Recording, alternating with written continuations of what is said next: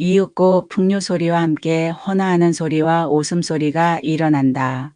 술 주전자를 들고 혹 은진 안주 마른 안주를 나르는 사내 하인과 계집 하인이 안중문으로 풀방구리에 쥐 드나들듯 하는 동안에 주객이 함께 술이 취하였다.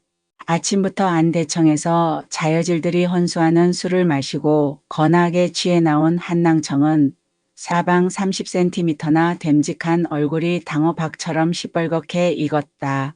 그 얼굴에다가 조그만 감투를 동그만히 올려놓은 것이 족두리를 쓴 것 같아서 기생들은 아까부터 저희끼리 눈짓 의뢰가며 낄낄대고 웃었다. 주인과 늙은 손들은 무릎 장단을 치며 시조를 부르다가 서로 수염을 끄두르며 기롱을 하기 시작하고 체면을 차리고 도사리고 앉았던 면장도 분을 횟밥같이 뒤집어 쓴 기생들의 뺨을 손등으로 어루만지며 음탕한 소리까지 하게 되었다. 여봐라, 큰애 어디 갔느냐? 한낭청은 위엄 있게 불렀다. 뒤처져 온 손들의 주안상을 분별하던 큰아들이 올라와 두 손길을 마주 잡았다. 여민동락이라니 저 손들도 얼른 내다 먹여라. 취투룩 먹여. 오늘 내 집에 술이야 떨어지겠느냐 하고는 뜰 아래에 쭈그리고 앉고 혹은 멀찌감치 돌아서서 담배를 태우는 늙은 자긴들을 턱으로 가리키며 분부를 내렸다. 머슴들은 바깥 마당에다가 멍석을 쭉 폈다. 막걸리가 동이로 나오는데 안에서는 고기 굽는 냄새가 코를 찌르건만 그네들의 안주는 콩나물에 북어와 두부를 썰어 넣고 멀겋게 끓인 지짐이와 시루떡 부스러기 뿐이다. 그러나 그것도 매방앗간에 지난밤부터 진을 치고 있던 장타령꾼들이 수십 명이나 와르르 달려들어 아귀다툼을 해가며 음식을 집어 들고 달아났다. 사면 육각이 잦은 가락으로 영산회상을 아래고 광대가 마학줄을 타고 올라설 때였다. 구경꾼이 물결치듯 하는데 거진 5~60명이나 됨직한 올망졸망한 아이들이 여선생의 인솔로 큰 대문 안으로 들어온다. 그 여선생은 영신이었다. 학원을 지으려는 대만 열중한 그는 그 전날도 기부금을 거두려고 30리 밖 장거리까지 갔다가 날이 저물어서 그곳 교인의 집에서 묵고 아침에 떠나서 오는 길에 서너 집이나 들르느라고 점심배도 겨워서 흑성리 동구 앞까지 당도하였다. 청석골서 아직도 담을 넘겨다보며 글을 배우고 땅바닥에 글씨를 익히고 하던 아이들은 점심들을 먹으러 가는 길에 최 선생이 오는 것을 신장로에서 먼발치로 보고는 예, 저기 우리 선생님 오신다. 한 아이가 외치자 여러 아이들은 선생님, 선생님 하고 부르며 앞을 다투어 달려왔다. 여기저기로 흩어져 가는 동무들까지 소리쳐 불러서 어느 틈에 30~40명이나 영신을 둘러쌌다. 비록 하루 동안이라도 떠나 있다가 타 동에서만 나니까 피차에 몇 달 만에 얼굴을 대하는 것만 치나 반가웠다. 영신이가 너희들은 먼첨들 가거라.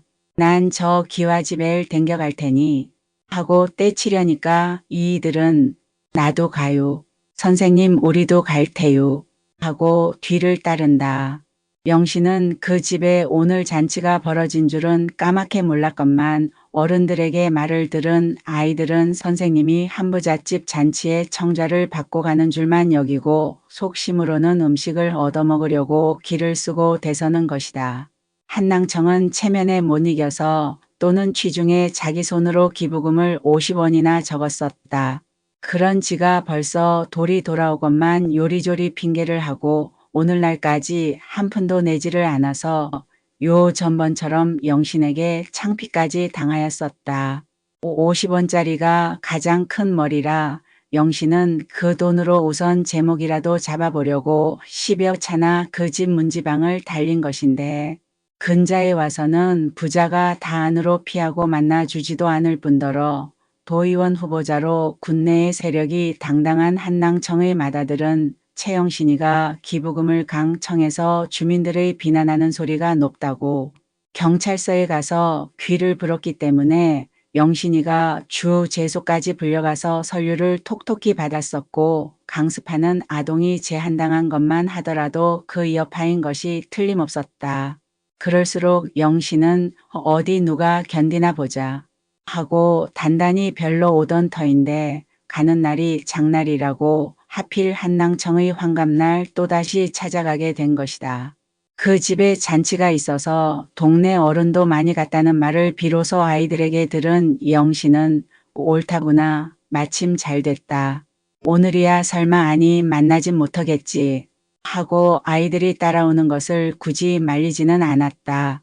여차직하면 만인자 중에 그 돼지 같은 영감쟁이 고작을 들었다 노리라 하고는 일종의 시위운동도 될 듯해서 조무래기는 쫓아보내고 머리 굵은 아이들을 20명가량만 추렸다.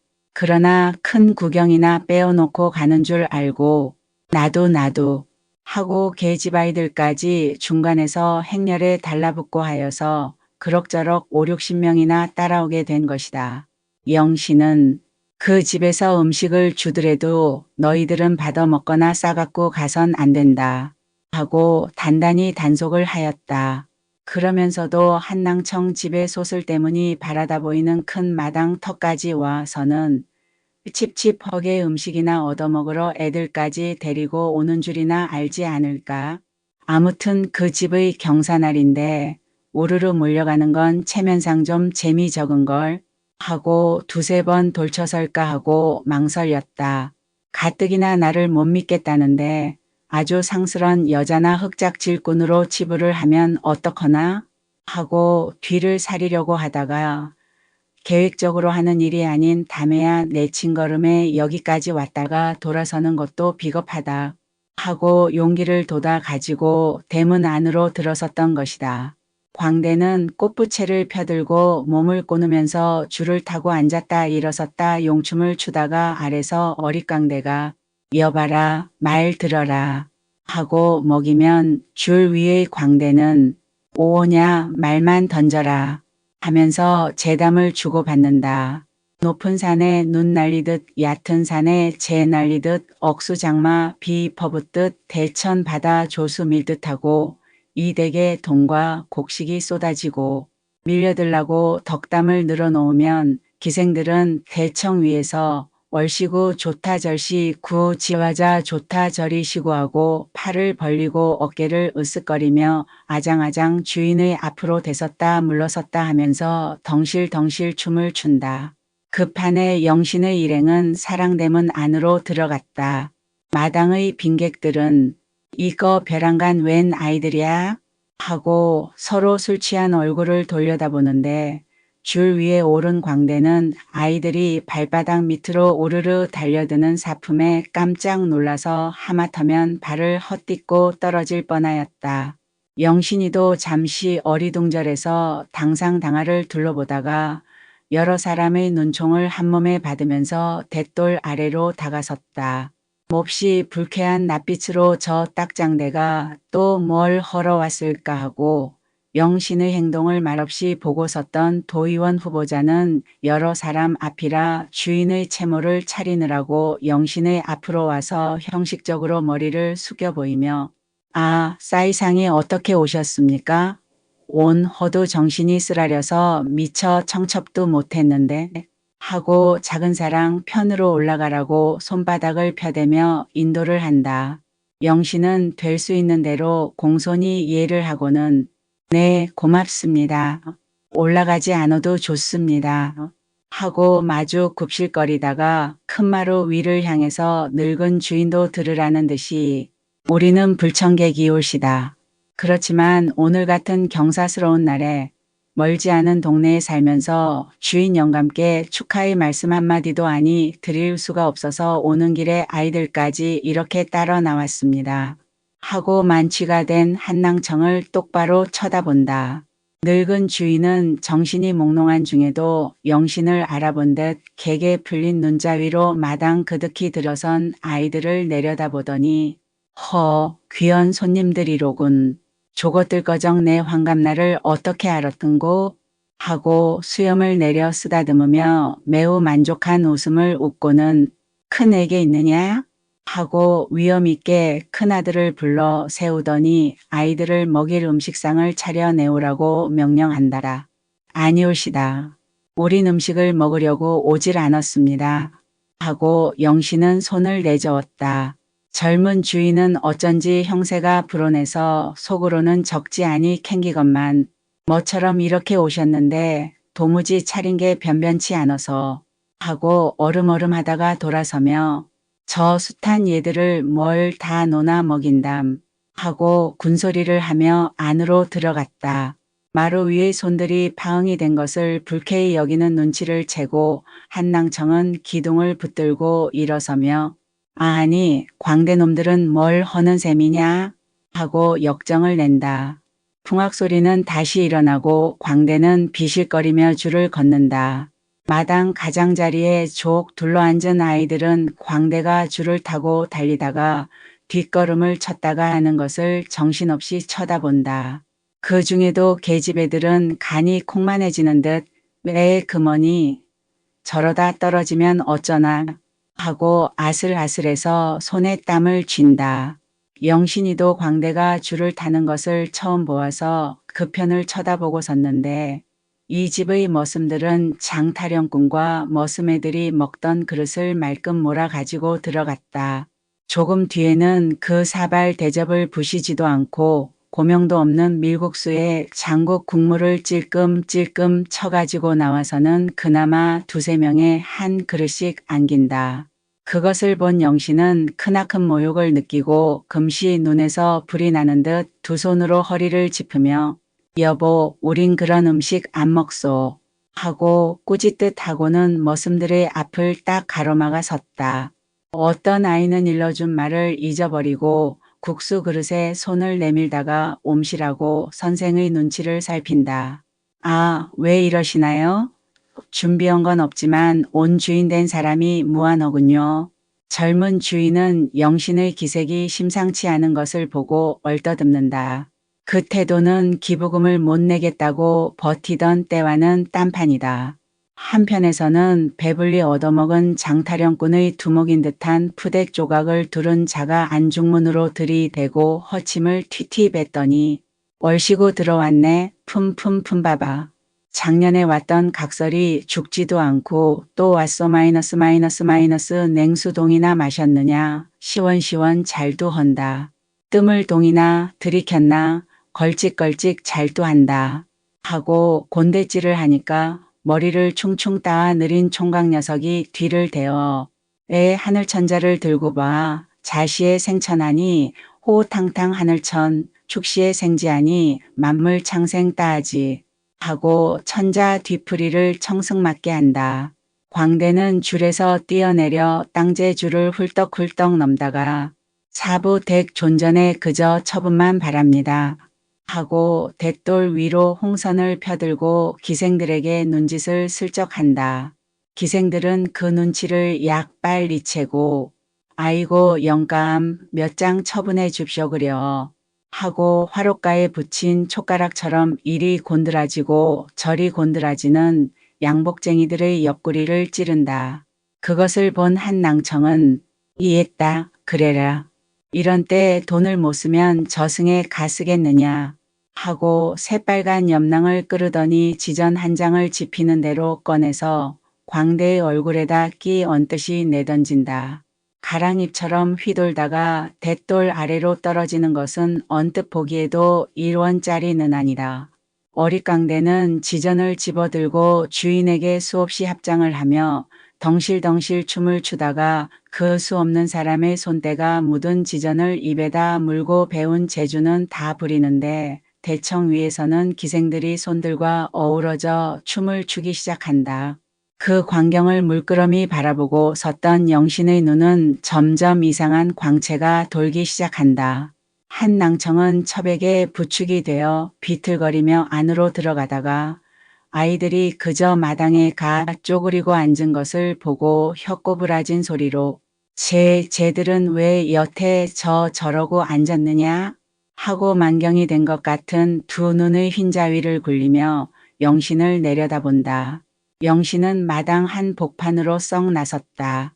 우리들이 댁에 뭘 얻어먹으러 온 줄 아십니까? 그 목소리는 송곳 끝 같더라. 그럼 뭘 허러 왔노?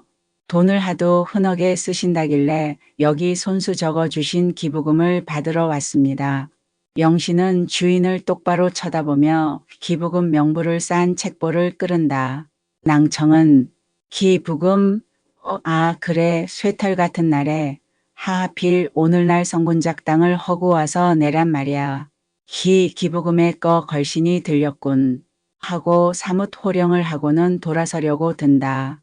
영신은 뚱뚱보이 앞을 떡 가로막아 서며 안 됩니다. 오늘은 만나 뵌 김에 천하 없는 일이 있어도 받아 가지고야 갈 텐니다. 하고 야무지게 목소리를 높인다. 손들과 구경꾼들이며 기생광대할 것 없이 어안이 벙벙해서 여선생을 주목한다. 영신은 마당 가득 찬 여러 사람을 향해서 여러분 이런 공평치 못한 일이 세상에 있습니까? 어느 누구는 자기 환갑이라고 이렇게 질탕이 노는데 배우는 데까지 굶주리는 이 어린이들은 비바람을 가릴 집 한간이 없어서 그나마 길바닥으로 쫓겨났습니다. 원숭이 새끼처럼 담이나 나뭇가지에 가 매달려서 글베는 인내를 내고요. 조 가느다란 송골하게 손톱이 닳도록 땅바닥에다 글씨를 씁니다.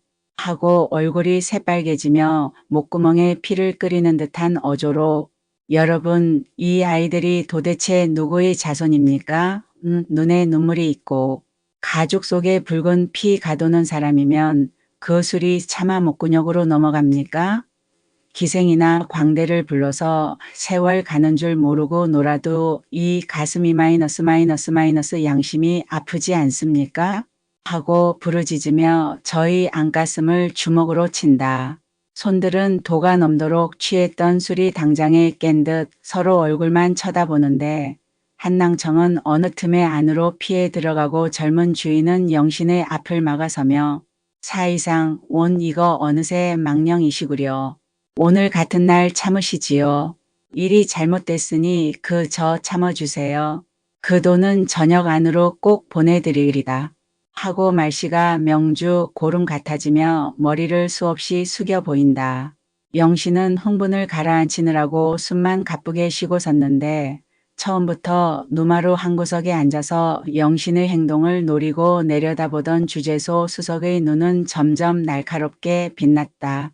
그날 저녁부터 일주일 동안이나 영신은 경찰서 유치장 마루방에서 새우잠을 잤다.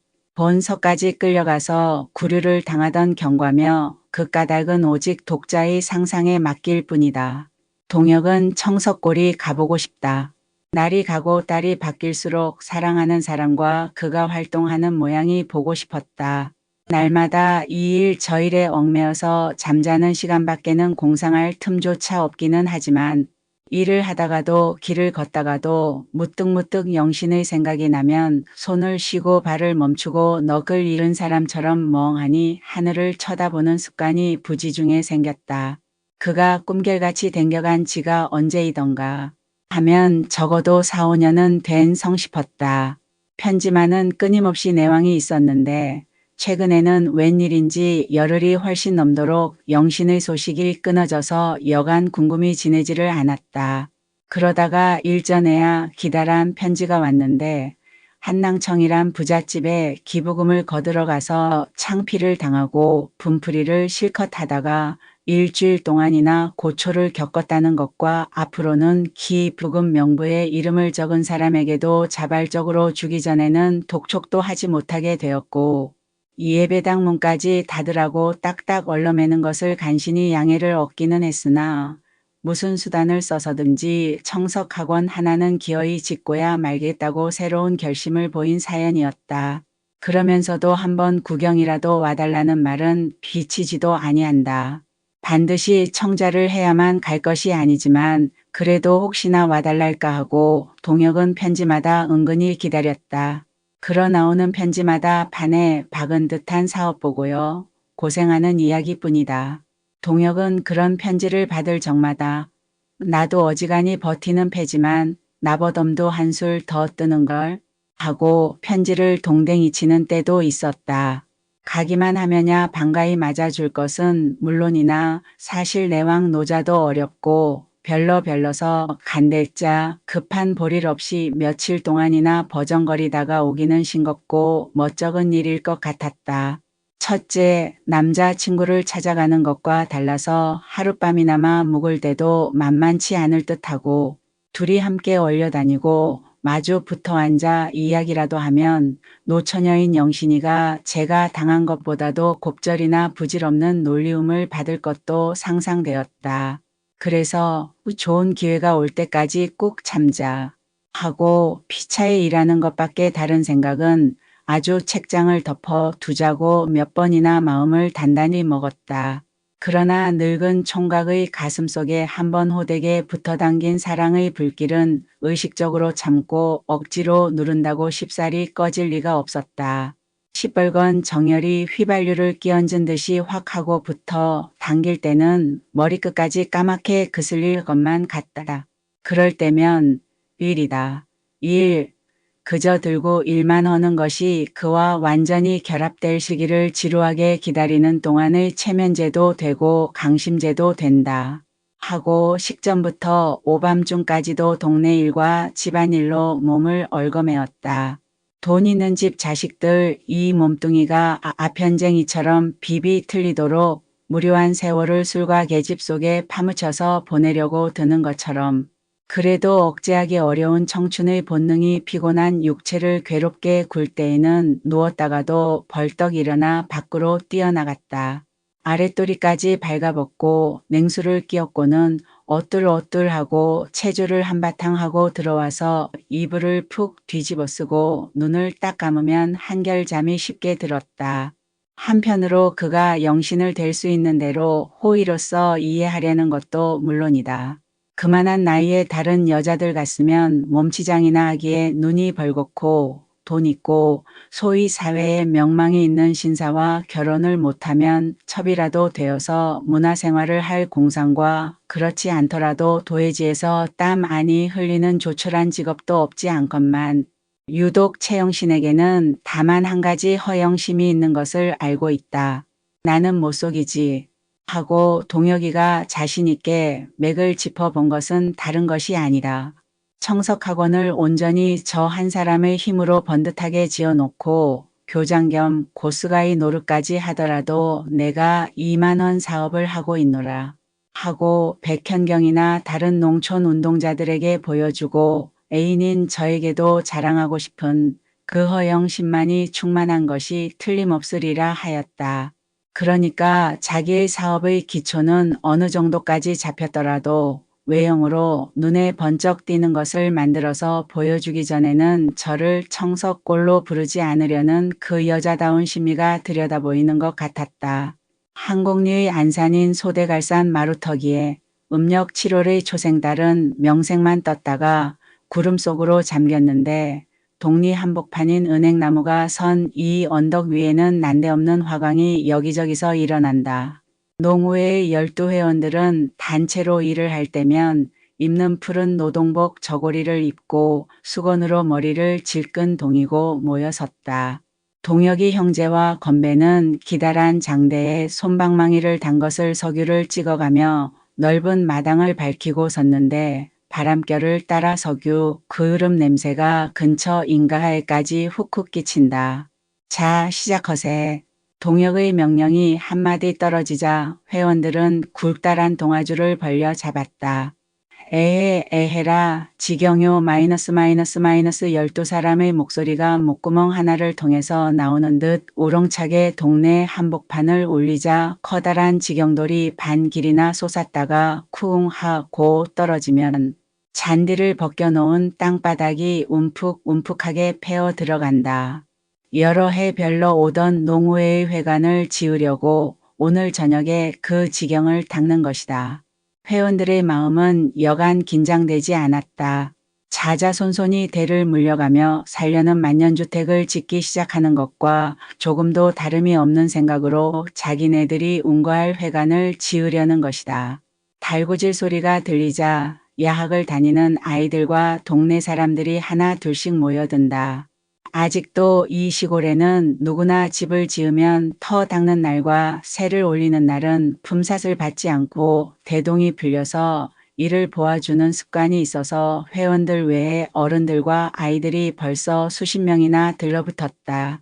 에헤 해라 지경요 마이너스 마이너스 마이너스 에헤 해라 지경요 마이너스 마이너스 마이너스 고요한 바닷가의 저녁 공기를 해치는 달구질 소리는 점점 더 커지는데 큰 마을 편에서 징, 장구, 꽹과리를 두드리는 소리가 가까이 들려온다. 여러 사람은 잠시 팔을 쉬고 그 편을 바라본다. 레인코트 우장옷의 허리띠를 졸라맨 기만이가 저희 집 머슴꾼이며 자긴들을 말끔 풀어 서술까지 취토록 먹인 뒤에 두레를 떡벌어지게 차려가지고 오는 것이다. 높이 든 깃발은 선들바람에 펄펄 날리는데 깽무깽 깽깽 깽무 깽무 깨갱갱 상세자비가 앞장을 서고 떵떵 떵덕궁 떵기떵기 떵덕궁 장구잡이는 뒤를 따른다. 징소리는 점잖이 꽈응 꽈응하고 이슬이 흠씬 내린 잔디밭과 들판으로 퍼지다가 사라지는 그 여운이 웅숭깊다. 마중을 나간 솜방망이 불빛에 컴컴한 공중으로 우뚝 솟아 너울거리며 다가오는 것은 2등, 3등까지 무등을 선머리 따은 아이들이 고가를 쓰고 장삼자락을 펼치면서 나비처럼 춤을 추는 것이었다. 털을 닦는 마당까지 올라오더니 풍물소리는 잦은 가락으로 볶아치기 시작한다. 조금 있자 풍물소리를 듣고 성벽이 난 작은 마을과 구옥마을에서도 낮에 두레로 논을 매던 야학의 학부형들이 자비를 차려 가지고 와서는 큰마을 두레와 어울렸다. 그럭저럭 언덕 아래는 머슴 설날이라는 2월 초하루나 추석날 저녁보다도 더 풍성풍성해졌다. 각처 두레가 다 모여들어 한데 모였다 흩어졌다 하며 징 꽹과리를 깨어져라고 두들겨 대는데 장구잡이도 신이 나서 장구채를 이 손 저 손 바꾸어 치며 으쓱으쓱 어깨춤을 춘다. 거북이라는 총각 녀석이 어둠침침한 소나무 밑에 가 쭈그리고 앉아서 청승스러이 꺾어 넘기는 새납소리는 밤바람을 타고 바다 건너까지도 들릴 듯. 자비꾼들은 수구를 들고 장단을 맞추어 가며 페랭이 위의 긴 상모를 돌리느라고 보는 사람까지 현기증이 나도록 곤대짓을 한다. 월시구 좋다, 월이시구. 나중에는 구경꾼까지도 어깨바람이 나서 개구리처럼들 뛰면서 마른 흙이 뽀얗게 일도록 한바탕 북새를 논다. 그 광경을 바라다 보고 섰던 동혁은 야하, 오늘 밤엔 우리가 산 것 같구나 하고 부르짖으며 징을 빼앗아 들고 꽝꽝 치면서 자비꾼 속으로 뛰어들었다. 키장다리 건배도 깃대를 꼬나들고 섰다가 그 황새 다리로 껑충껑충 춤을 추며 돌아다닌다. 다른 회원들도 어느 틈에 두레꾼 속으로 하나 둘씩 섞여 들어갔다. 아들이 동네 일만 한다고 눈살을 찌푸리던 동혁의 아버지 박첨지도 늙은 축들과 술이 거나하게 취해 가지고 와서는 아니 내가 옛날부터 맡아놓은 좌상님인데 어떤 놈들이 날 빼놓고 논단 말이냐 하고 난쟁이 쇰직하게 키가 작은 석돌이 아버지의 수염을 끄두르며 여보게 꽁배 어서 따라오게 하면서 군중을 해치고 들어선다. 그는 석돌이 아버지와 술을 먹다가 풍물소리를 듣고 내 자식놈이 둘씩이나 덤벼들어서 짓는 집인데 아비된 도리에 안 가볼 수가 있나? 하고 기운이 나서 올라온 것이다.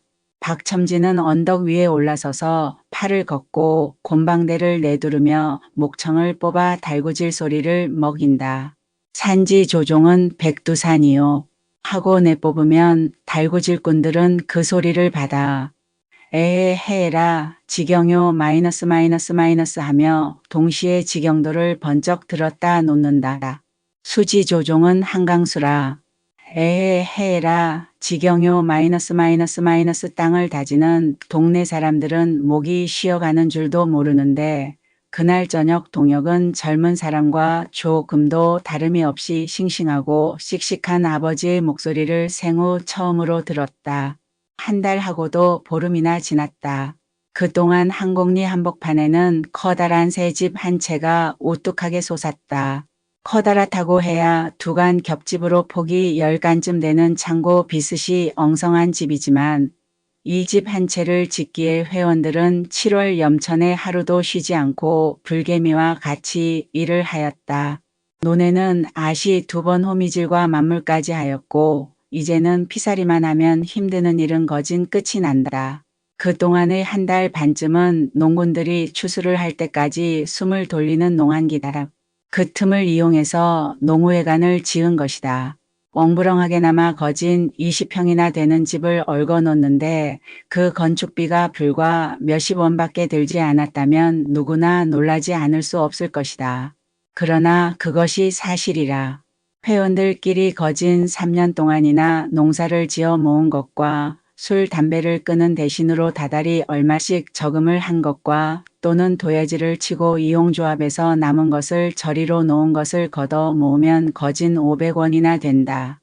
이발부의 수입은 모았다가 독리서 공동으로 쓸 솜틀을 70여 원이나 주고 샀고 포폐 조합을 만들어서 해오는 다 여자인데 앞바다 건너 안섬에다가 2년 작정을 하고 굴을 번식시킨 뒤에 조합원끼리 따먹고 장에 갖다가 파는 권리를 가지는 것 불가불 소용이 참되는 조그만 나룻배를 40원 가량 들여서 지은 것밖에는 한 푼도 쓰지 않은 채 있었다. 그들 중에서 이 회관을 짓는 데는 50원도 다 들이지를 않았던 것이다. 첫째, 기지가 민유지라 땅값이 아니 들었고 제목은 단단해서 썩지도 않는 밤나무, 참나무, 아카시아나무 같은 것을 회원들의 집 앞이나 맷갓에서 베어왔고 수작목은 오동나무와 미루나무를 썼는데 영치기 하고 회원들끼리 목도질까지 해서 운반을 했으니 돈이 들 리 없었다. 털을 닦고 주춧돌을 박는 것부터 자귀질, 톱질이며 내올가미를 짜서 일으켜 세우고 새를 올리고 외가지를 얻고 토역을 하는 것까지 전부 회원들의 손으로 하였다.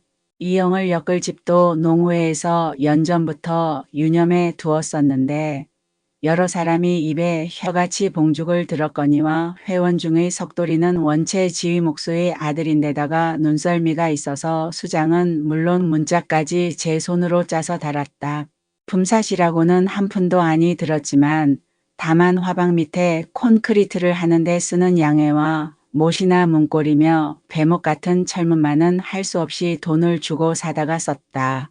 그래서 다른 사람의 손을 빌지 않고 거진 2달 동안이나 12사람의 회원들이 땀을 흘린 기념탑이 우뚝하게 서게 된 것이다. 그러나 서투른 목수와 토역장이들이 얽어놓은 집이라 장마를 치르고 나니까 지붕이 새고 벽이 허물어져서 고비를 하느라고 동혁이도 몇 번이나 코피를 쏟았다. 그랬건만 다 지어놓고 보니 겉눈에 번듯하게 띄지는 않아도 거진 200명이나 되는 아이들을 수용할 수가 있게 되었고 엉부렁하게나마 헛간으로 쓸 모체까지 세웠는데 안으로 들어가 보면 사무실, 도서실까지 오밀조밀하게 꾸며 놓았다. 도서실에는 김한이가 사서 기부한 농업강의 록과 농촌운동에 관한 서책이 5, 60권이나 되고 동혁이가 보는 일간 신문과 회원들이 돌려보는 서울시보 농민순보 같은 정기간행물이며 각종 잡지까지 6가지나 구비되어서 회원들은 조그만 틈이라도 타면 언제든지 모여와서 새로운 지식을 얻고 세상이 어떻게 돌아가는 형편을 짐작할 수 있도록 차려놓았다. 그리고 한편으로는 오락부를 새로 두었다. 사철 일만 하는 우리의 생활은 너무나 빡빡하고 멋이 없다. 좀 더 감정을 윤택하게 하고 모두 함께 즐기는 기회도 지어서 활기를 돋우려면 적어도 한 가지 통일된 음악이 필요하다. 는 견지에서 건배가 주창을 한 것이다. 그러나 그들의 말을 빌리면 콩나물 대가리 보표라는 뜻 하나도 알아보지 못하는 사람들이라 무슨 관현악대를 조직하는 것이 아니요. 우리 농촌의 재래로 있던 징, 꽹과리, 장구, 수구, 호적 같은 악기를 장만한 것이다. 그런 건 천천히 장만해도 좋지 않은가. 날마도 뚱땅거리고 두들기면 공청을 지어놓고 놀려고만 드는 줄로 오해들을 허면 재미적의 하고 동혁이가 반대를 하면 온 별소리를 다 허네. 자넨 구대기 무서워서 장도 못 담그겠네 그려. 하고 건배는 기만이를 구슬러서 새로운 풍물 한 벌을 사들인 것이다. 그래서 회원들끼리만 잡이꾼이 되어서 노는 방식을 개량하고 두레를 노는 것까지도 통제를 하게 되었다. 자, 우리 인제 낙성연을 해야지. 출렴이라도 내서 내일 하루만 실컷 놀아보는 게 어떤가? 암 좋고 말고. 이세 저세 해도 먹새가 제일이라네. 우리가 2달 동안이나 집의 일은 내버려 두고설랑 그 땡볕에서 죽도록 일을 했는데 하루쯤 논다고 누가 10일 허겠나. 여보게 우리끼리만 암만 공론을 허면 소용이 있나? 우리 대장한테 하루만 술을 자고 졸라보세. 건강깡이루야 신명이 나여지. 애당초에 그런 말은 비치지도 말게. 일전엔 동화가 또 몰래 주막을 갔다가 성님한테 단단히 혼이 났다네. 얼굴이 새까맣게 그을다 못해서 오지그릇처럼 반들반들해진 회원들이 회관 한 모퉁이에 모여 앉아서 새로 사온 풍물을 두드려 보다가 낙성연을 할 음모를 한다. 저녁 때였다. 찌는 듯하던 더위가 한 걸음 물러서고 축동암 미루나무의 쓰르라미 소리가 제법 서늘하게 들린다.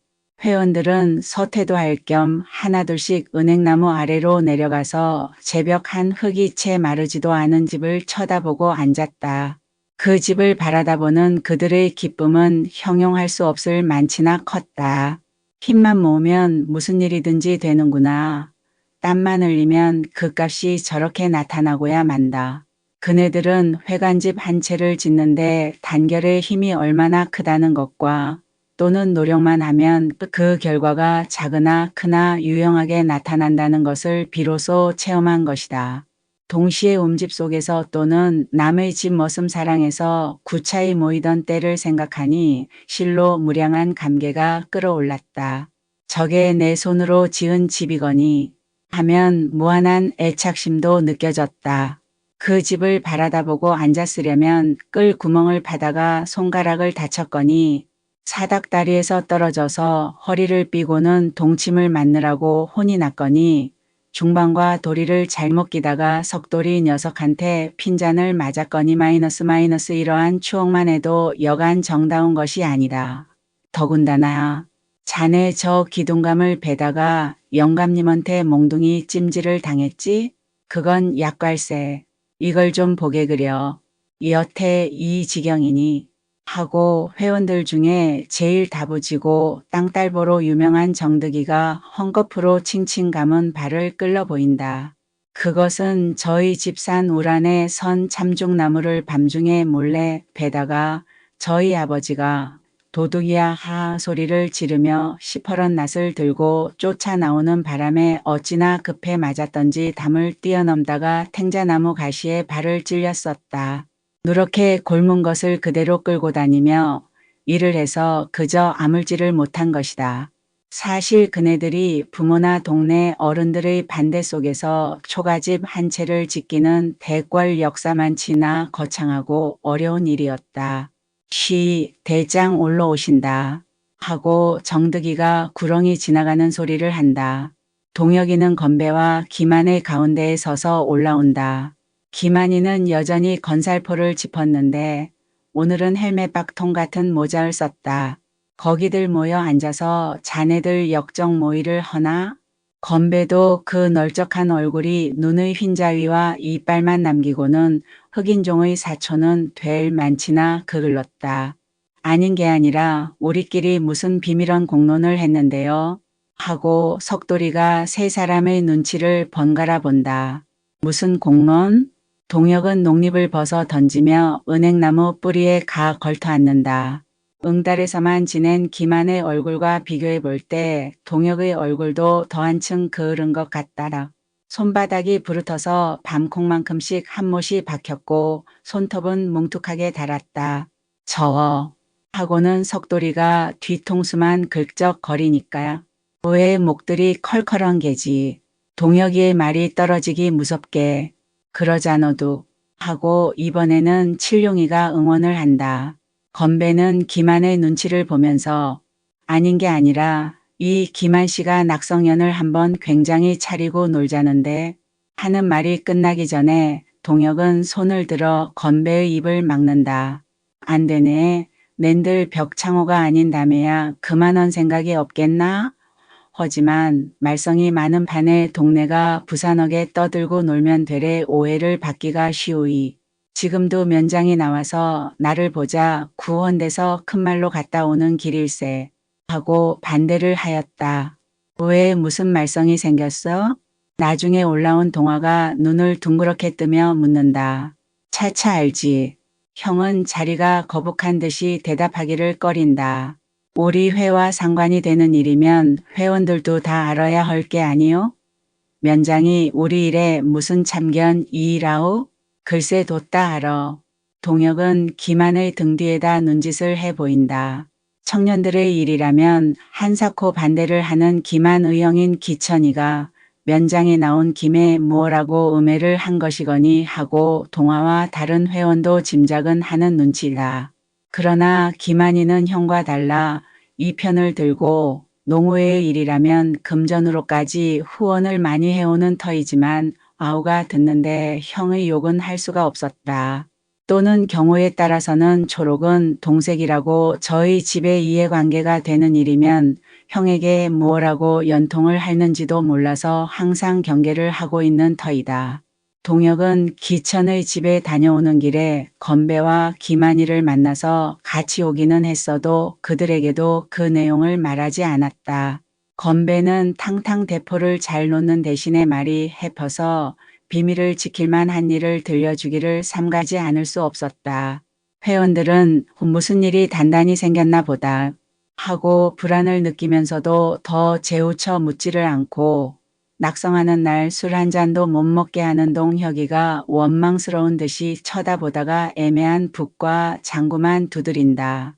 김한이도 그 눈치를 챘건만 이런 경우에 아무 말도 아니 하는 것은 도리어 여러 사람에게 오해를 살 듯도 해서 그런데 센세이 선생가 또 뭐래? 하고 들띄어놓고 묻는다.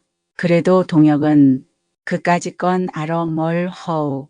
우린 우리가 헐 일이나 눈 딱 감고 하면 고만이니까 하고 역시 자세한 말대답하기를 피한다. 김한이는 자리가 거북하니까 꽁무니에다가 손을 찌르고 간다는 말도 없이 슬금슬금 언덕 아래로 내려간다. 제가 하는 일을 반대하고 양반을 못 알아보는 발칙한 놈들과 얼려다니고 돈을 쓰고 한다고 눈에 띄기만 하면 얼굴에 핏대를 올리며 야단을 치는 저희 형이 면소나 주재소까지 가서 무엇라고 소새기지를 하고 온 것만은 묻지 않아도 짐작할 수가 있었던 것이다. 아무튼 농우회관을 짓게 된 뒤부터 가뜩이나 시기심이 많은 기천이가 두 눈에 쌍심지가 돋아서 그 태도가 부쩍 악화된 것만은 사실이었다. 동혁이가 입을 꽉 다물어 버리니까 다른 회원들도 어떠한 예감을 느끼면서도 말이 없다. 건배는 무슨 일인지 저기 좀 다녀옴세 하고는 김한의 뒤를 따라서 내려갔다. 조그만 일에도 궁금증이 나면 안절부절을 못하는 성미라 동혁이가 말을 하지 않으니까 혹시 김한에게 들을 이야기나 있나 하고 그 속을 떠보려고 따라가는 눈치였다. 동혁은 한참이나 꿈쩍도 하지 않고 앉아서 창호지로 새로 바른 들창이 석양에 눈이 부시도록 반사하는 회관을 쳐다보면서 무슨 생각을 꼴똑히 하다가 회원들을 돌려다보며 우리 낙성식도 못해서 피차에 섭섭한데 그 대신 기념될 일 하나 해볼까? 하고 벌떡 일어선다. 무슨 일이요? 하는 회원들의 얼굴에서는 간신히 오늘 하루나 쉬려는데 또 무슨 일을 허자누 하는 표정을 역력히 읽을 수 있다. 그저 괭이하고 사포구만 들고서 나만 따라들 오게나 하고 동혁은 회관으로 올라가서 지붕을 이을 때 쓰던 사닥다리를 둘러매더니 산등성이를 넘는다. 회원들은 뭣도 모르고 동혁의 뒤를 따랐다. 날이 어둑어둑해지고 매미 쓰르라미 소리도 점점 엷어질 무렵에는 회관 앞마당이 턱 어울리도록 두 길 세 길이나 되는 나무가 섰다. 전나무, 향나무, 사철나무 같은 겨울에도 잎사귀가 떨어지지 않는 교목만 골라서 봄이나 가을에 심어야 잘 산다고 고집을 하는 회원들의 반대를 무릅쓰고 파다가 옮겨 심은 것이다. 그것은 동혁이가 근처를 돌아다니며 미리 보아두었다가 나무 주인에게 파다 심을 교섭까지 해두었던 싱싱한 나무들이었다. 새로운 회관에 들게 되는 날 아침에 동혁이가 부는 나팔 소리는 더 한층 세대고 씩씩하였다. 조기 회원들이 어뚤 하고 체조를 하는 소리도 애양가의 합창도 전날보다 곱절이나 우렁찬 것 같았다. 새 집을 구경도 할 겸 새로 닦아놓은 운동장에서 체조를 하는 바람에 그동안 게으름을 부리던 조기회원들도 전부 다 오고 타동에서 온 구경꾼도 5, 60명이나 되어서 운동장이 삑삑하게 찼다. 오늘은 영신이가 조직해 주고 간 부인 근로회의 회원들도 10여 명이나 건배의 아내를 따라서 참례를 하였다. 아무에게도 낙성식을 한다고 광고를 한 것도 아니요. 건배는 무슨 일이든지 크게 벌어집고 뒤떠들려고만 든다고 동혁이와 의견 충돌까지 되었지만 오늘 아침만은 누구나 은연중에 농우회관의 낙성식을 거행하는 기분으로 모인 것이다. 그래서 여러 사람은 평소와 같이 조기회가 끝난 뒤에도 헤어지기가 섭섭한 듯이 어정버정하며 동혁을 바라다 본다. 그 눈치를 챈 건배는 여보게 회원도 더 모집해야 할 텐데 여러 사람이 모인 김에 연설 한마디 허게 그려 하고 동혁의 옆구리를 찌른다. 그건 선전부장이 헐 일이지 왜 나더러 허라나? 하고 동혁이가 사양을 하니까 건배는 그 말을 못 들은 채하고 회관 정문 앞으로 나서더니 여러분 잠깐만 기다려 주시오. 지금 이 회관을 짓자고 맨 먼저 발설을 했고 우리들을 헌신적으로 지도해주는 박동혁 군이 여러분께 한 말씀 드리겠습니다. 하고 공포를 하고 나서는 인젬말을 하든지 말든지 나는 모른다. 는 듯이 슬그머니 자리를 비켜선다. 운동장에서는 박수 소리가 일어났다. 동혁은 잠시 머뭇거리다가 너 어디 두고 보자는 듯이 건배의 뒤통수를 흘겨보고는 회원들의 앞으로 나섰다. 엄숙한 태도로 여러 사람의 긴장된 얼굴을 둘러보다가 준비 없는 말씀을 드리게 됐습니다. 하고 한마디 하고 나서 등 뒤의 회관을 가리키며 이만한 집 한 채를 얽어 놓은 것이 결코 자랑할 거리는 되지 못합니다. 그렇지만 이 집을 지으려고 여러 해를 두고 별로 오다가 오늘에야 낙성을 하게 된 것을 여러분도 함께 기뻐해 주십시오. 다만 한 가지 자랑하고 싶은 것은 이 집은 연재 가락 하나, 집 한 단까지도 회원들이 가져온 것이요. 목수나 미장이 한 사람도 되지 않고 우리가 이 염천에 우통을 벗어 붙이고 불개미처럼 참 정말 불개미처럼 2달 동안이나 일을 했기 때문에 오늘날 이만한 집 한 채나마 우리 한곡리 한복판에 서게 된 것입니다. 그렇지만 이 집은 농우회원 12사람의 집이 아니요. 여러분이 유익하게 이용하시기 위해서 지어놓은 집입니다. 그러니까 우리 한곡리의 공청, 즉 공회당으로 써주시기 바랍니다. 하고 잠깐 눈을 내리감았다가 얼굴을 들고 목소리를 높여 여러분은 이 말 한마디만 머릿속에 깊이 새겨 두십시오. 여러 사람이 한마음 한뜻으로 그 힘을 한 곳에 모으기만 하면 어떠한 일이든지 이루어질 수가 있다는 것을 마이너스 우리는 여름 내 땀을 흘린 그 값으로 이 신념 하나를 얻었습니다. 처음으로 귀중한 체험을 했습니다.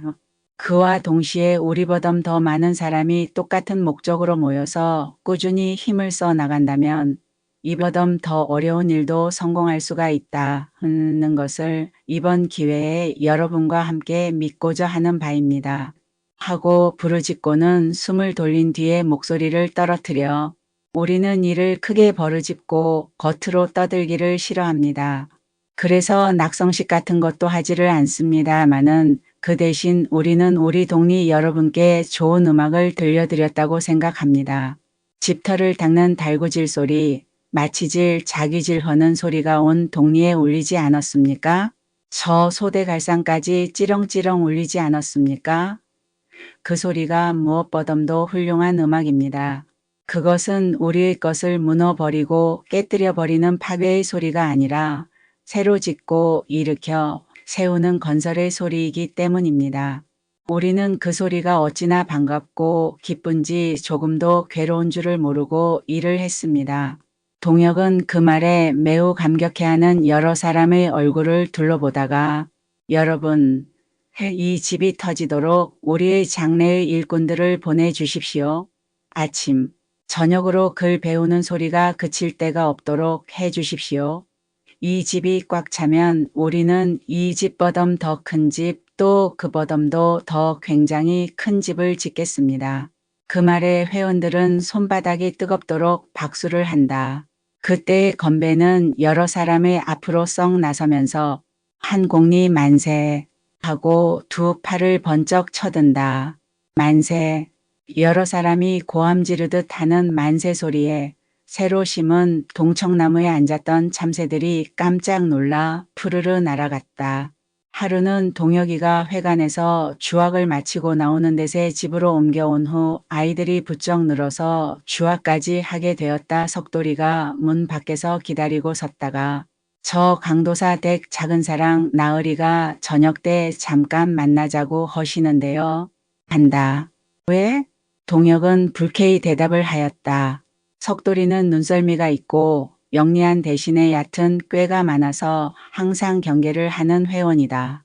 더구나 강도사 집 전답에 수다 식구가 목을 메어단 사람이어서 이 집에 심부름을 다니는 것은 물론 박쥐 구실이나 하지 않는지가 의문이었다.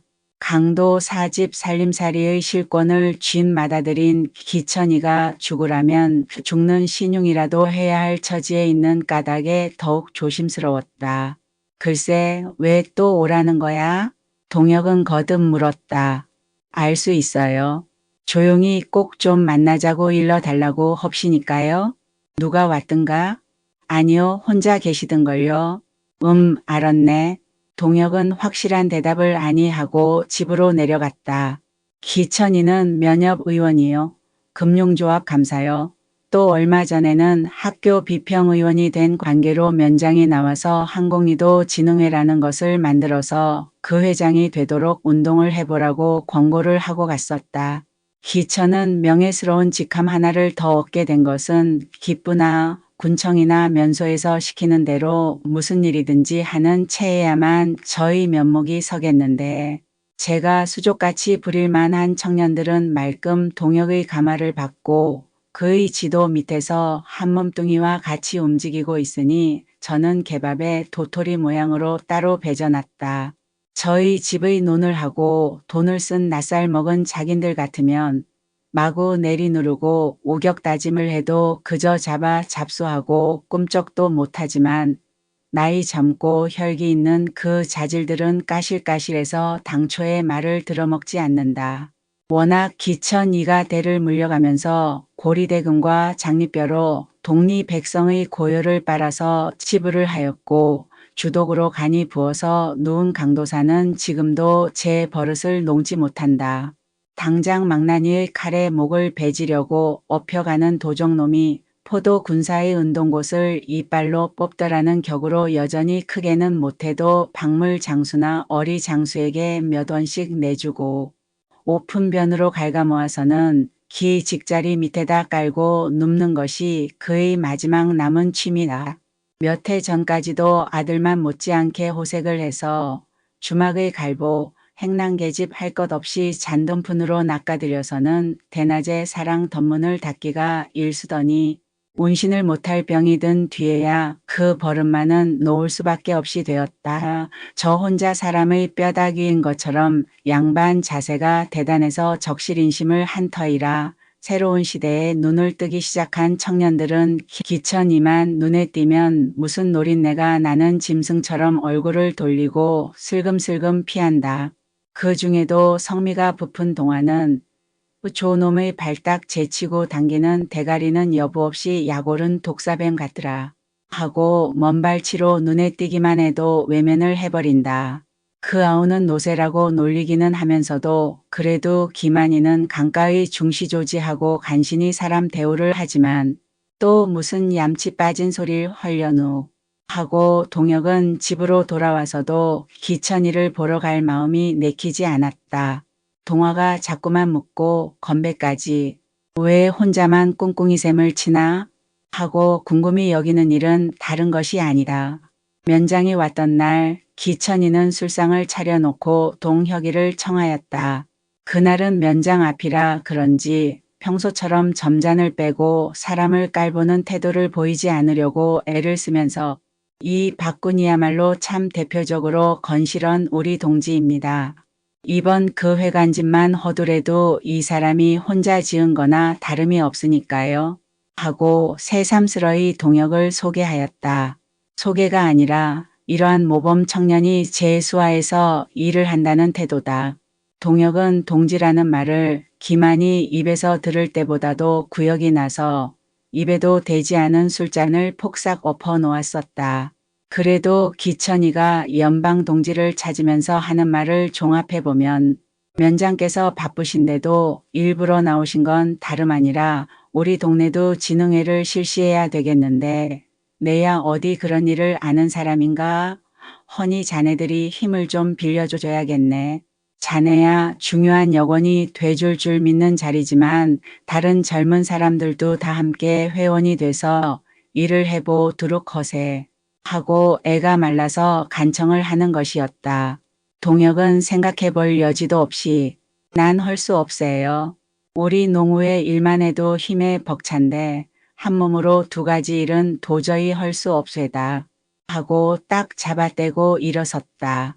동혁이가 이번에는 버티고 가지를 않으니까 기천이는 호출장처럼 명함을 들려 집으로까지 머슴을 보냈다. 작은 사랑 나으리께서 꼭 좀 건너오래요. 안 오면 이리로 오시겠다고 그러세요. 하고 머슴에는 어서 일어서기를 재촉한다. 기천이는 면협의원이 되던 날 아침에 행랑사람과 머슴들을 불러 세우고 오늘버텀은 서방님이라고 그러지 말고 나으리라고 불러라 하고 일장의 훈시를 하였던 것이다. 동혁은 중문관 문지방에 걸터 앉아서 입맛을 다시다가 저녁 먹고 건너간다고 가서 그러게 해서 머슴을 보냈다.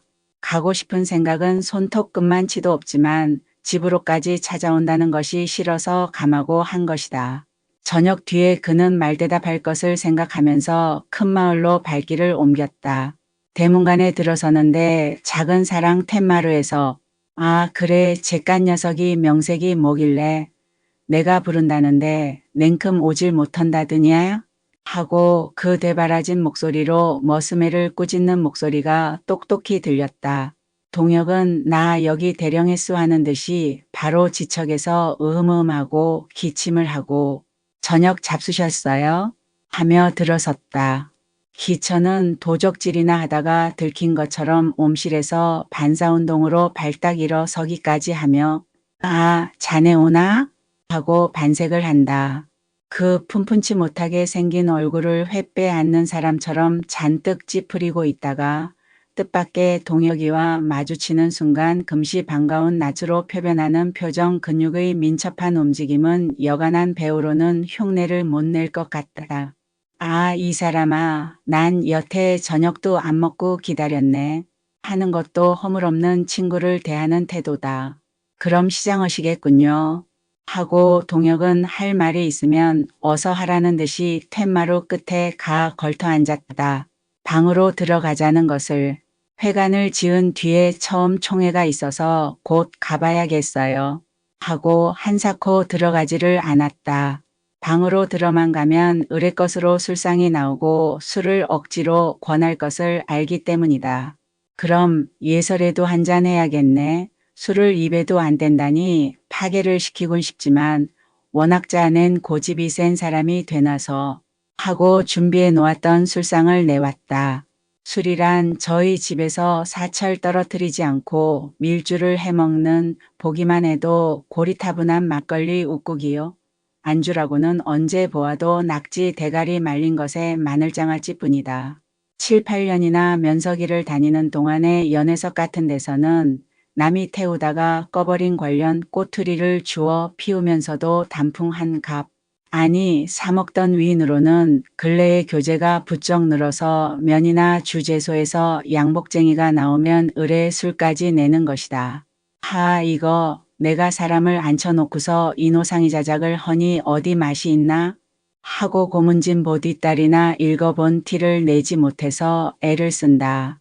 그러나 숙습이 난당이라고 써야 할 자리에 수습이 난방이로군 하는 따위가 예사여서 정말 글방에서 종아리 깨나 맞아 본 사람의 코웃음을 받는 때가 많다. 기천은 말을 꺼내기가 어려워서 술기운을 빌리려는 것이다. 사실 동혁의 앞에서는 무슨 말이고 함부로 꺼내기가 어려웠다.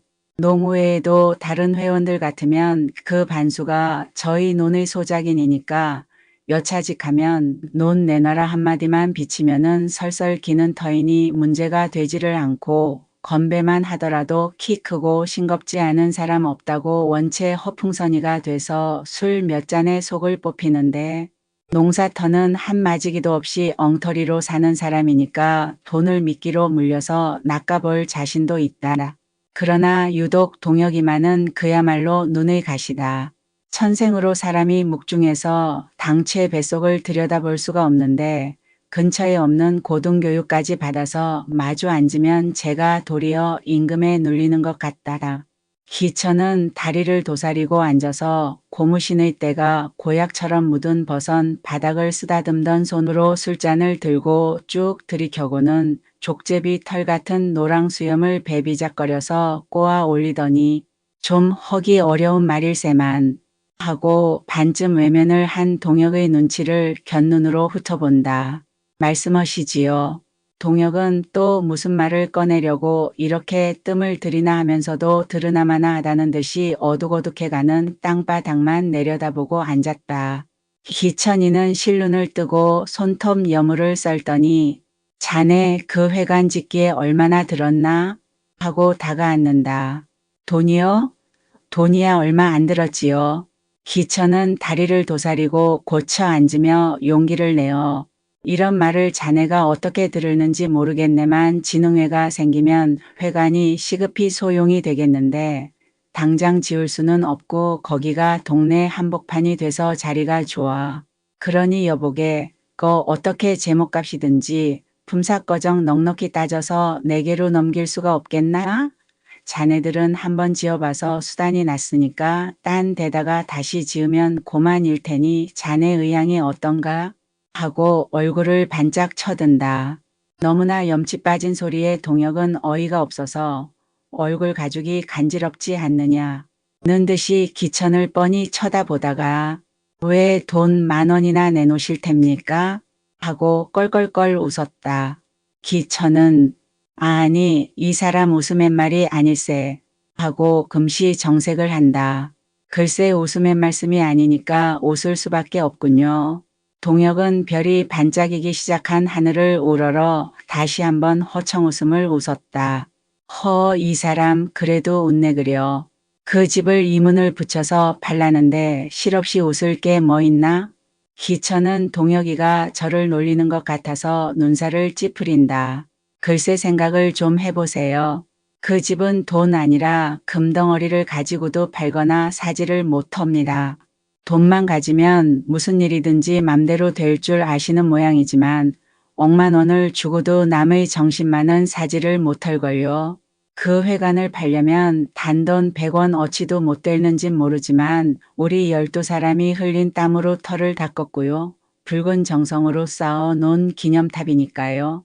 우리 손으로 부셔버린다면 모르지만 다른 사람은 아무도 그 집엔 손가락 하나 대지를 못합니다. 아니 글쎄 그런 줄 모르는 건 아니지만 혹시나 하고 헛말일세. 혹시나라뇨? 한 단체가 공동으로 합력을 해서 지어놓은 집을 나 한 개인이 팔아먹을 생각을 혹시나 하고 있을 것 같아서 그런 가당치 않은 말씀을 꺼내셨나요? 이 한마디에 기천은 고 빳빳하던 모가지가 자라묵처럼 옴츠러들지 않을 수 없었다. 기천은 눈만 깜짝깜짝하고 담배를 붙여 물었다 부벼 껐다 하며 속으로 안간힘만 쓰고 앉았다. 돈으로도 굴레를 씌울 수 없는 이 젊은 녀석을 어떡하면 꼼짝 못하게 올가 넣을까 하고 벼르고 있는 것이다. 항공리서 대를 물려가며 왕 노릇을 해오던 터에 역시 대를 물려가며 소인소인하고 저희 집 전장을 해먹던 상놈인 박가의 자식 하나 때문에 위신이 떨어지고 돈놀이 해먹는 세력까지 은연중에 꺾이는 생각을 하면 이가 뽀드득 뽀드득 갈렸다. 그러나 자는 호랑이 코침 주기로 동혁이를 섣불리 건드렸다가는 12회원이 이해관계를 떠나서 벌떼처럼 일어날 듯한 데는 겁이 버럭 났다. 더구나 한번 심술만 불끈하고 나면 물불을 가리지 않고 덤벼드는 동화가 무슨 짓을 할는지 그것도 무서웠다. 동화에게는 두어 번이나 여러 사람들 앞에서 모양 사나운 꼴을 당했기 때문이다. 더구나 근자에 와서 눈이 제자리에 박히고 귀가 바로 뚫린 사람이면 항공리에서는 박동혁이가 중심이 되어 독리 일을 하고 인망과 인심이 농우회원에게로 쏠린 줄로 인정을 하는 데는 눈에서 쌍심지가 도드리만치 시기심이 났다. 그래서 어떠한 수단이든지 써서 젊은 사람들이 하는 일을 해살을 놓을 계책을 생각하느라고 밤이면 잠을 못 자는 것이다. 그러다가 장차 발기될 진흥회의 여건이 되어달라고 간청을 해도 말을 아니 들으니까 그 회관을 몇백 원이라도 주고 매수를 할 꾀를 낸 것이었다. 동혁은 갑갑한 듯이 그만 가봐야겠어요 하고 뻣뻣하게 한마디를 하고 일어선다. 기천은 놓치면 큰일이나 날 듯이 동혁의 손을 잡고 매달리듯 하며 여보게 동혁이 낯살이나 먹은 사람이라고 너무 빼돌리질 말게. 나도 동네 일이 하고 싶어서 그러는 게 아닌가? 하고 사뭇 애원을 한다. 동혁은 잡힌 손이 냉혈동물의 몸에나 닿은 듯이 선뜩해서 슬며시 뿌리쳤더라. 기천은 또다시 실눈을 뜨고 무엇을 생각해 보더니 그럼 자네들 회에 나 같은 사람도 회원될 자격이 있나? 하고 마지막으로 타협안을 제출한다. 만 30세 이하의 남자로 회원 반수 이상의 동의가 있어야 입회를 허락한다는 농우회의 규약이 있으니까요. 동혁의 대답은 매우 냉정하다. 그럼 40이 넘은 나 같은 인생은 죽어버려야 마땅하겠네 그려? 기천은 간교한 웃음을 짓는다. 아, 그래서 어떡하세요? 그렇게 유력하신 분이 돌아가시면 우리 동네의 큰 손실일걸요. 하고 동혁은 싱긋 웃으며 돌아섰다. 그리운 명절 이에 금분아.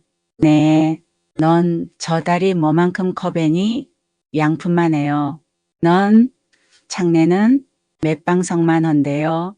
아유, 가지부렁하지 마라 얘. 어쩌면 저 달이 맷방석만 하다니? 쟨 누구더러 가지부렁이래. 아, 그래 저 딸이 양푼만 넘은 고 속에서 옥토끼가 어떻게 방아를 찢는단 말이냐? 그럼 얘야 맷방석 속에선 어떻게 방아를 찢니? 마루 끝에 걸터 앉아서 송편을 빚던 두 소녀는 8월 열나흔 날 밤 구름 한 점 없는 중천에 둥두렷이 떠오른 달을 눈 하나를 째고 타고 손가락으로 재보다가 서로 호호거리며 웃는다. 그렇죠. 네, 선생님. 그런데 참 정말 저 딸 속에서 옥토끼가 방아를 찢는데요. 영신은 바늘을 잡았던 손을 쉬며 달을 유심히 쳐다보다가 그건 옛날버텀 전에 내려오는 얘기란다. 그런 건 없어도 커다란 망원경이란 걸 대고 보면은 사람이나 짐승 같은 건 없지만 달 속에도 산이 있고 시내 같은 게 있단다. 그럼 그 물이 어디로 쏟아진대요? 아이고 어쩌나. 우리 머리 위로 막 쏟아지문. 아냐, 달 속의 냇물은 바짝 말러붙었단다. 날이 가물어서요. 그럼 달 속엔 줄창 숙련만 들겠네. 참해님은 신랑이고 저 달님은 새색시라죠. 그게 정말이야? 개집 애들이 줄달아 묻는 말에 영신은 글쎄 그런 건 다 지어낸 말이니깐 하고 웃으며 우물쭈물하는 수밖에 없었다. 우주의 신비에 눈을 뜨기 시작한 천진덩이인 아이들의 질문에 영신은 똑바른 대답을 해줄만 한 천문학의 지식도 없지만 설명을 해준데도 계집 애들이 알아들을 리가 없었다. 그동안 항공리에서는 농우회관을 낙성하였다는 소식을 들은 영신은 슬그머니 성벽이 나서 청석골은 급어덤 곱절이나 큰 학원집을 짓고야 말겠다. 는 야심이 부릴 듯 하였다. 그러나 이제는 기부금도 걷지 못하게 되어서 백방으로 생각하다가 추석날을 이용해서 이 시골 구석에서는 처음인 하계회 같은 것을 추석놀이 겸 열고 다소간이라도 집을 지을 미천을 얻으려고 2달째나 그 준비에 꼴몰에 왔었다. 오늘 저녁은 하계회에 출연할 아이들을 마지막으로 연습을 시켜서 돌려보내고 유의하는데 나오는 여왕에게 씌워줄 종이 면류관을 마분지로 오리고 금지로 배접을 해서는 그것을 꿰매고 앉은 것이다.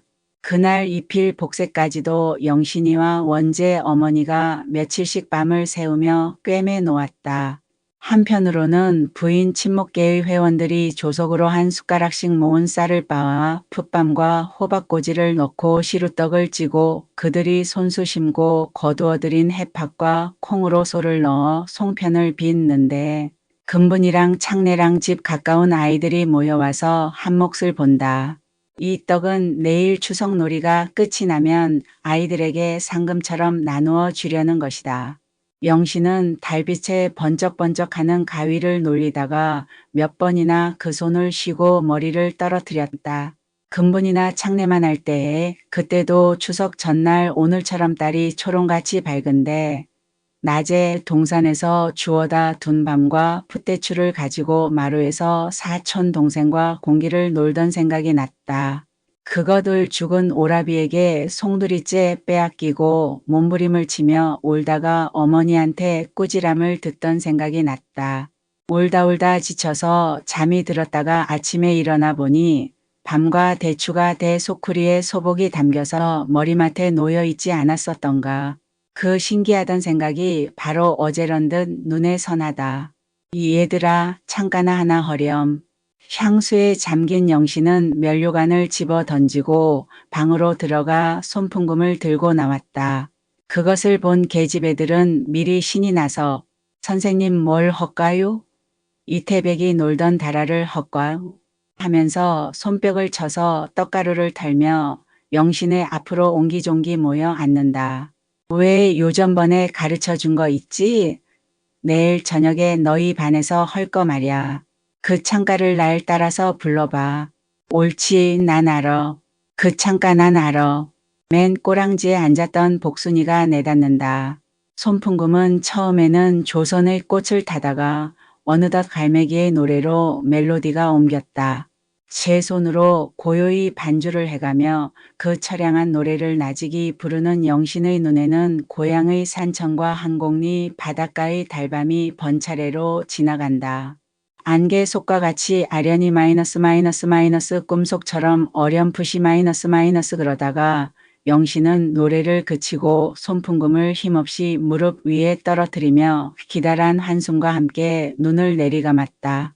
계집 애들은 뭣도 모르고 아이 재밌다 하고 손뼉을 치는데 평생을 외롭게 사는 원재 어머니도 처량한 생각이 들어서 행주치마 끝으로 눈두덩을 누르며 돌아앉았다. 그날 밤 영신은 어머니를 꿈속에 만나서 마주 붙들고 느껴 울었다. 그러다가 새벽녘에는 동혁이와 첫날 밤을 치르는 꿈을 꾸었다. 엄마가 그리워 헤매어 다니던 어린 물새처럼 지쳐 늘어진 날개를 그의 따뜻한 품속에 조심스러이 깃들인 꿈을. 추석날은 장거리에서 물 위와 물 아래 동리를 편을 갈라서 줄을 다린다고 떠들었다. 그러나 그리로는 장정들만 한 10여 명쯤 갔을까요? 그 밖에 청석골의 남녀노소가 모두 예배당으로 모여들었다. 몇십 리 밖에서 단체를 지어온 사람도 수십 명이나 된다. 말똥굴이 굴러가는 것도 구경이라고 구경이라면 머리약을 쓰고 덤벼드는 여편네들은 정각 전부터 예배당 마당이 빽빽하도록 모여들었다.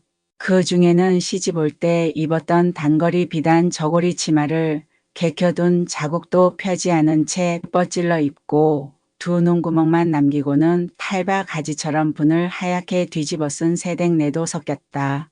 그네들은 사철 동이를 이고 논 귀퉁이의 샘으로 물을 길러 다니고 이웃집에 마시를 다녀본 것밖에 소위 명절날이라고 구경을 나서 보기는 이번이 처음이다. 예배당 벽을 의지하고 송판 쪽으로 가설한 무대 좌우에는 커다란 남포를 켜고 검정 장막을 내리쳤다. 흙방 속에서 면하시만한 등잔불에 눈이 어두운 사람들은 전등이란 구경도 못하였지만 이 남포불만 하여도 대명천지로 나온 것만 치나 눈이 부시도록 밝았다. 청년의 그것도 근자의 영신이가 발설을 해서 조직을 한 것이다의 회원들과 부인 친목계의 회원들은 가슴에다가 종이꽃을 하나씩 꽂고 나섰다. 아이들은 앞줄에다 앉히고 물밀듯이 달려들며 떠드는 구경꾼들의 자리를 정돈시키느라고 거진 1시간 동안이나 걸렸다. 동네에 있는 멍석과 가마떼기를 깡그리 몰아다가 깔았건만 땅바닥으로 밀려나간 사람이 태반이다.